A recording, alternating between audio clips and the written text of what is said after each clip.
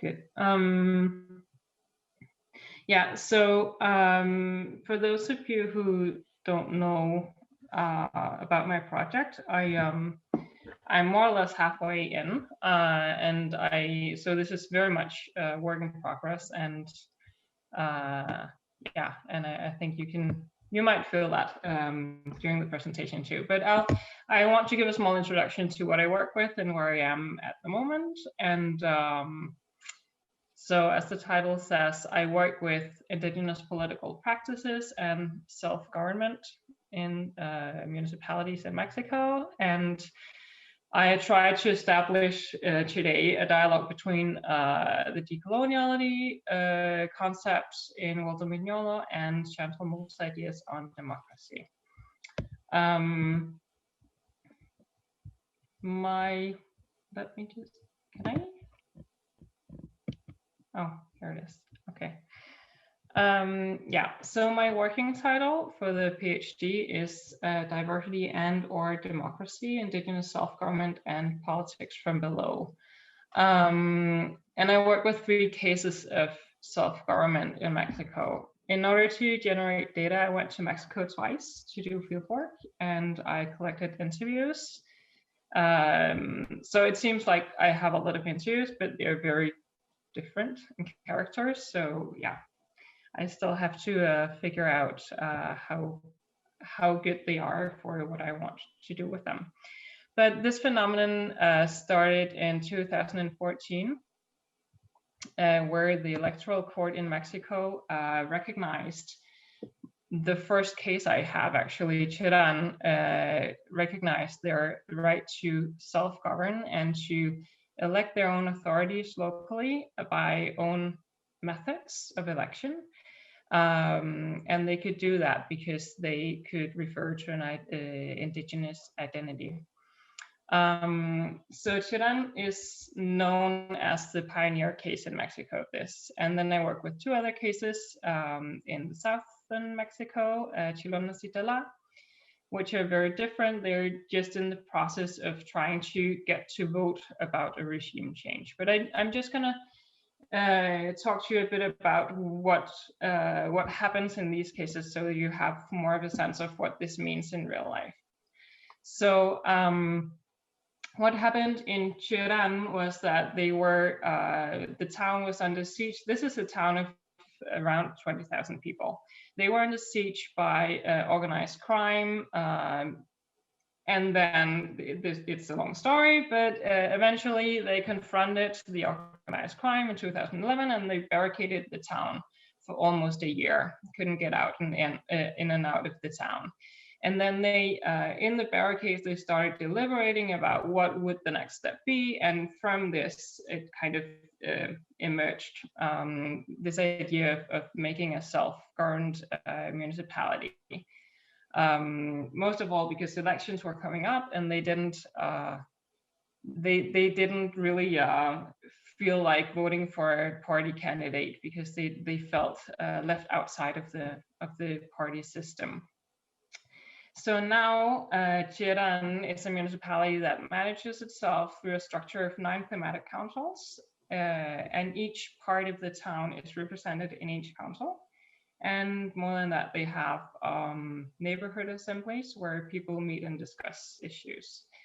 They also have a community legal office and a prison, and they have a community police force, which is part of the national system, but very much aside. So they don't want others, outsiders, to be part of the police force because they don't trust people from outside to be part of the police in their town. They also have a common ownership of the forest area that surrounds the town, which is not uncommon in Mexico. So that's not particularly self-government relevant, but it's there, and they administer those resources in the structure too, and they have few businesses that's part of the structure. And this works by receiving the budget that all the ordinary municipalities would receive from the federal level, and that's what they really receive and administer on a local level. So this is already working. In Lotte, they are trying to work through the process of getting to vote, as I already said, and it's there's a challenge about a slow process, and yeah, there's also some internal conflict in the area about whether they actually want this or not. But the self-government supporters have already made an organizational structure, and that organizational structure and the representatives that they have already elected, that structure would be expanded if they were to install a self-government.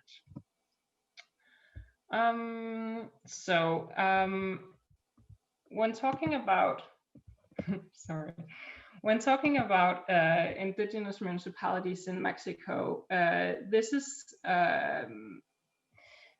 possible because there's a right to self-determination or uses and customs in the Mexican Constitution. So that's what they refer to legally.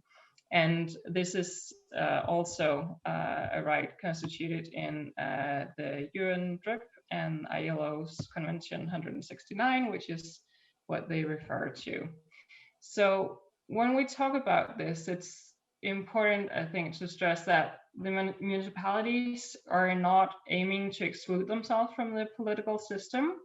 Actually, what they do is they redefine how to be included and be part of this system. So they create new ways to function as a municipality by creating new structures of management. So for instance, they would work with collective authority instead of individual authority, and new structures of participation.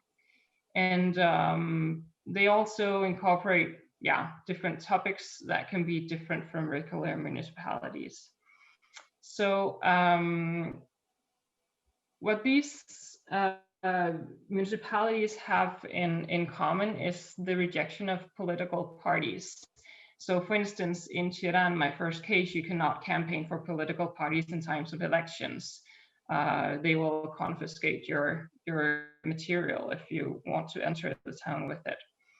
Also, they claim that the conventional management of municipality is vulnerable to corruption. So that's why instead of having one mayor, they would have a council that would not that easily be bribed or pressured. And this way you would avoid criminals to work in the town.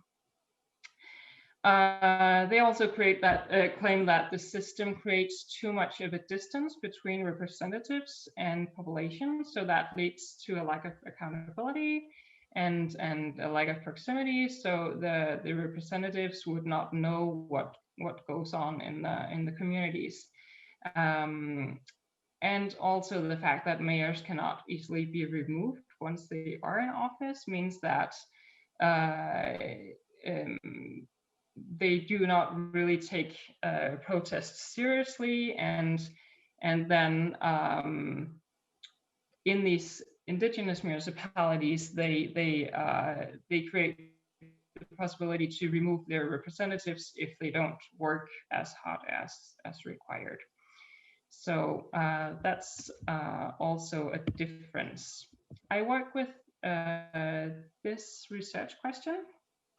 How can concrete experiences of self-government organization in Mexican indigenous municipalities help rethink the disciplinary conceptions of decision-making and democratic practices proposed by currents of radical democracy? And the importance of rethinking the conception of democracy is stressed by my theoretical outset. I work from decolonial approaches that point to the social and real life impact of our conceptions of knowledge. And this would be knowledge based on Western principles that have become globalized. That's the critical point about it. So in the political domain, this means that the state-oriented politics would be the dominant ways of doing politics. And this also happens in places where state power or liberal principles have not been successful in penetrating the territory, or it has been contested or coexisted with other kinds of decision-making stories historically. So self-regulating practices in communities in general. So if we only try to understand this by more globalized models or Western models of democracy, then we would fail to understand alternative ways on their own premises. And this is what the decolonial research program points to. So yeah, my point of departure in the decolonial research program is Walther Mignolo, and he thinks of epistemology as a machine of world making. So the categories by which we name the world structure the ways we think reality. The decolonial scholars in general see globalization as a homogenizing process in which the Western epistemology has become the dominant way to think the world. So this has silenced other epistemologies and experiences of reality. So to work with that, Mignolo presents the concept of border thinking to conceptualize the processes where both Western and non-Western or mixed elements can have an influence. So when something can be understood as not belonging to either one side or the other side, but as a product of the meeting of worlds, then that would be an example of border thinking. So it's a way to work from that void between epistemologies. And instead of trying to order the world in dichotomies, then think it from the dichotomy in itself. This relates also to the dynamic of Gloria Anzaldúa, if anyone is familiar with her. She talks about it in Borderlands, where she writes that her existence is in the bleeding from the wound produced by the friction. Also, it can relate to what Boaventura de Sousa Santos calls the diatopic hermeneutics. So that would be the translation of epistemological or cultural elements across epistemological borders in order to establish a critical dialogue and not just falling into a relativistic acceptance of everything because we can excuse it with it being part of another culture. In the political field, the decolonial agenda questions the centrality of Athens as the reference for democracy and points to community practices of social reproduction and regulation that have existed in communities historically. So these practices would not be seen as ways to administer resources and make decisions that would be linked to Greek heritage. Instead, it would be related to community assemblies as a place where these practices emerge. So just to link this to the empirical cases, I see these indigenous municipalities as an example of border thinking because they are not purely or they are not pure examples of the political system, the national political system, but they're also not pure examples of indigenous community processes, since they are also characterized as municipalities. So when entering into dialogue with non-decolonial approaches to democracy, today I'm going to talk about Mouffe's some of her ideas about democracy. And I know that my research question mentions the radical democracy, and this is really more of the liberal democratic entrance. But yeah, I'm sorry for the confusion. I hope you can bear with me.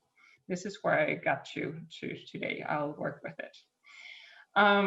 Yeah, so very basically, in Mouffe's thinking of democracy, she writes about two kinds of opponents in the political field. It's the antagonistic opponent that you have a violent relationship to, and the agonistic opponent, which is considered a valid political opponent that you compete with in the political game. You play by the same democratic rules and so on. So you still try to win over the other, but you don't want to eradicate, or you acknowledge the existence of the other. So in democracy, you prefer to establish agonistic relationships to keep a stable society. But also these agonistic relationships should preferably be between a plurality of positions or points of view, so we can represent as many views as possible. The risk is that if a point of view is not represented in the system, there's a risk that it will radicalize and then enter an antagonistic relation with the system. So that means that if we can incorporate the diverse positions into the same democratic game, we can play by the same rules, and it's more stable. So also Mouffe stresses pluralism, so the different positions rather than consensus. Conflict is a fundamental concept for her, because as she sees it, the consensus can too often express either apathy or the fact that some positions are not represented, and then we have the risk that they'll radicalize. So saying this, Mouffe does stress the representation of different points of view. The question is how far she can go in terms of what difference she can accept, what kind of difference. We could think that the indigenous municipalities would be an agonistic political opponent to the national political system, since the incorporation of this entity into the system would represent a pluralist strategy to accept some differences in order to avoid more extreme opponents. So there would be an incentive for the national system to accept this new phenomenon. The question then is how far Mouffe's idea can stretch. And this is something I'm exploring this at the moment, so I don't have the answer. If anyone has good ideas, then I would be grateful.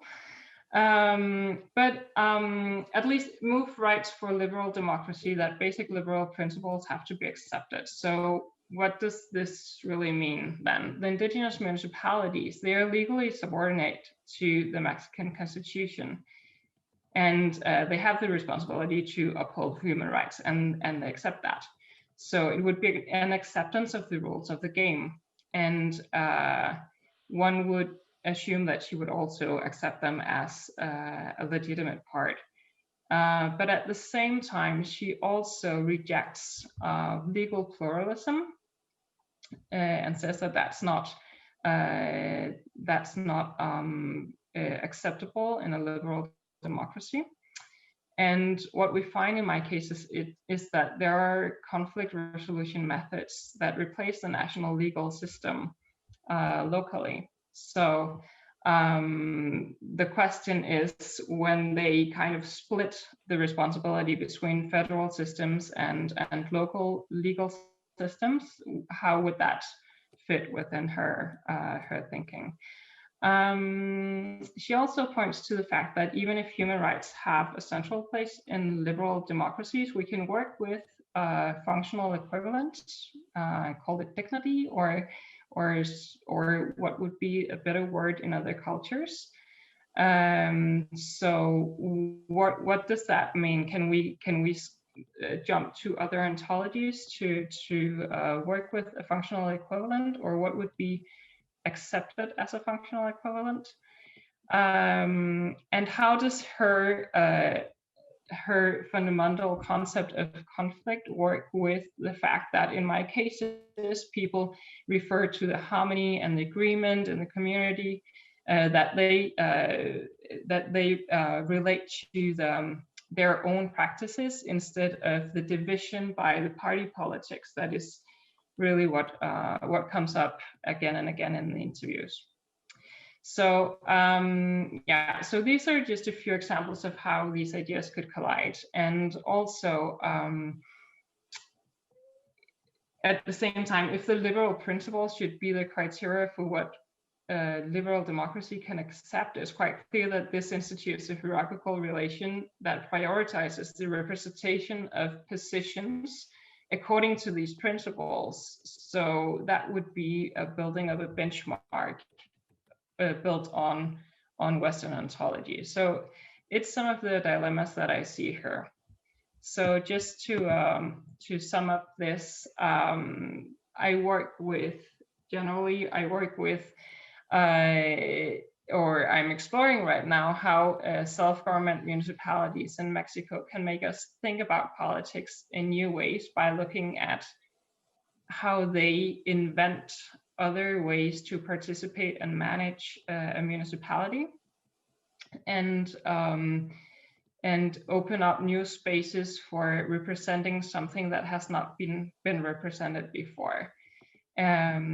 So this is both happening in the empirical data, that there's something we have not been seeing before, but I see it as a combination of different elements from different worldviews or different epistemologies, and yeah, I hope to also find a good way to work with this theoretically. Yeah, so thank you for listening to me.